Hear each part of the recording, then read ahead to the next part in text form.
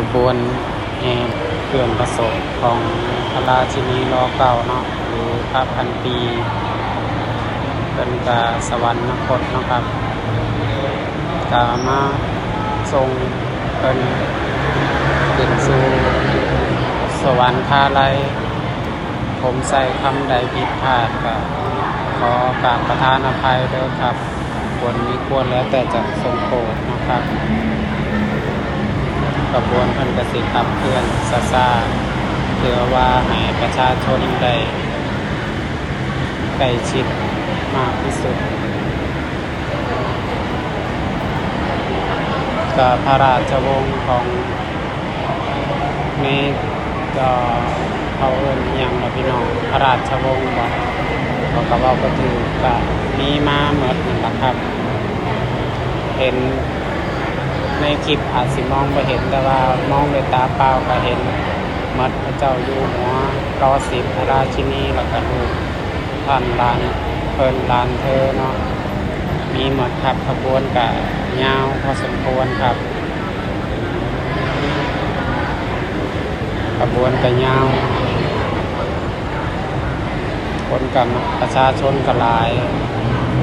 เพิ่นก็สิมีน้ำมาบริการให้คือกันครับประมาณว่าคันเฮาหิวน้ำเนาะเพิ่นก็สิเอาน้ำมาบริการ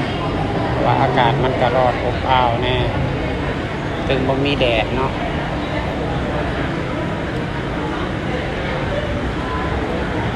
ขบวนยาวไกลครับพี่น้องก็เป็นมื้อที่ประชาชนชาวไทยเสียใจเป็นกะทำความดีมาหลายเพื่อประชาชน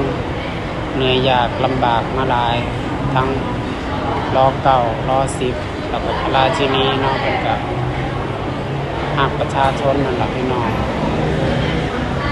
เป็นกระทุ่มเทท่านไทยเกิดท่านก็สิฮู้ว่าเพิ่นลำบากส่ำใด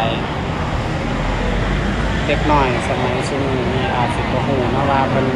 ไปจังใดมาจังใดแน่ๆเป็นหยังประชาชนจังหัก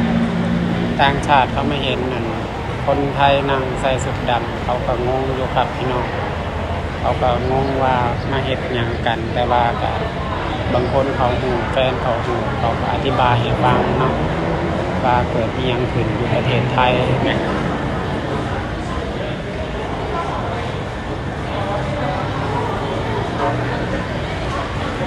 ผมใส่คำใดผิดพลาดก็ขอกราบประทานอภัยเด้อครับใส่คำราชาศัพท์บ่ค่อยเก่งเนาะครับ